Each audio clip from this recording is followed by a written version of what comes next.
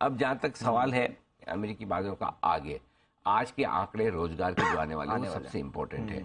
Non farm payroll data आज जो आएंगे वो डिसाइड करेंगे। अब समझ भी नहीं आ रहा दीप की अगर डेटा अच्छा है तो क्या करना है, खराब आए तो क्या करना है। तो सिंपल सी चीज है, ज्यादा दिमाग लगाने की जरूरत नहीं। डाउ को देखिए, दो चीजें हैं। अगर समझिए कि नौकरियां ज्यादा लगी तो फिर वही चिंता कि अगर नौकरियां अभी भी मजबूती से बढ़ रही हैं तो फिर तो ब्याज दरें ½ % बढ़ना तय है, क्या पता और घट जाए। या नौकरियां ज्यादा अच्छी तो चलिए ठीक है, सब कुछ होने के बावजूद जॉब मार्केट खराब नहीं है तो चलो हम रेट हाइक होगी तो पचा लेंगे। 2 दिनों से अमेरिकी बाजार अच्छे खासे गिरे हुए हैं तो रिकवर हो जाए तो मार्केट, वो कहते हैं ऊंट किस करवट बैठेगा पता नहीं, तो वो वाली चीज है। दूसरी तरफ अगर नौकरियां कम हो जाए तो भी मार्केट पॉजिटिव हो सकता है कि अच्छा, इसका मतलब ये कि एग्रेसिवली ब्याज दरें ना बढ़ाए। करेक्ट। लेकिन मेरा ये समझना है कि भले ही नौकरी के आंकड़े, रोजगार के आंकड़े इंपॉर्टेंट भले ही हो, दीप अल्टीमेटली फेड का डिसीजन किस चीज पर होना चाहिए, किस चीज पर होगा, वो इम्पोर्टेंट है। महंगाई, अल्टीमेटली उनको नौकरियां कम ज्यादा नहीं करनी, उनका फोकस महंगाई कम करने पर है।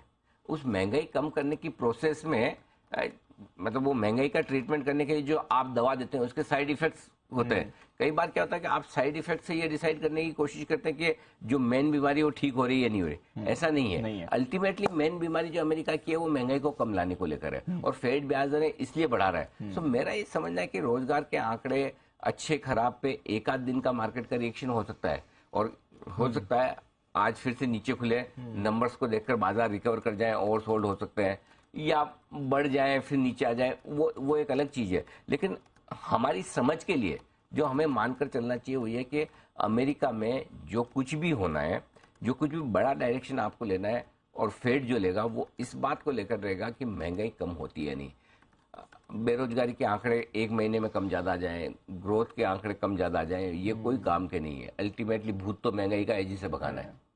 सो मेरे ख्याल से जब महंगाई के आंकड़े धीमे धीमे नीचे आने वाले, एक पीरियड आया था दीप, आपको याद हो तो जब हम 9% के आसपास की महंगाई से तेजी से घटे थे, उस समय हमने सेलिब्रेशन कर लिया अच्छा खासा, राइट। उसके बाद अब महंगाई के आंकड़े हो गए स्टेबल। अब मार्च और अप्रैल का महीना जब आ रहा है तो पिछले साल मार्च अप्रैल में ही सबसे ज्यादा महंगाई बढ़ी थी।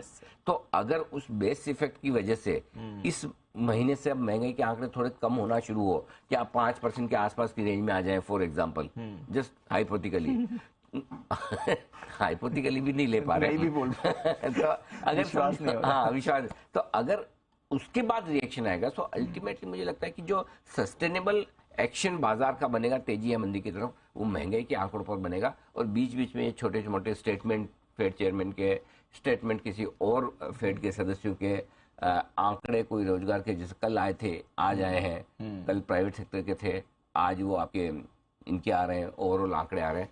तो ये सब चलता रहेगा बीच बीच में और इन पर थोड़ा बहुत मार्केट का रिएक्शन पोजीशनिंग के लिहाज से, मूड माहौल के लिहाज से होता रहेगा। तो ये है आपका पूरा। तो आज के आंकड़े इंपॉर्टेंट सोमवार तक के लिए है ताकि हमें सोमवार का रिएक्शन, लेकिन उसके बियॉन्ड अल्टीमेटली 22 मार्च को जो पॉलिसी आने वाली है फेड की और फेड चेयरमैन साहब की जो कमेंट्री है वो इम्पोर्टेंट रहेगी।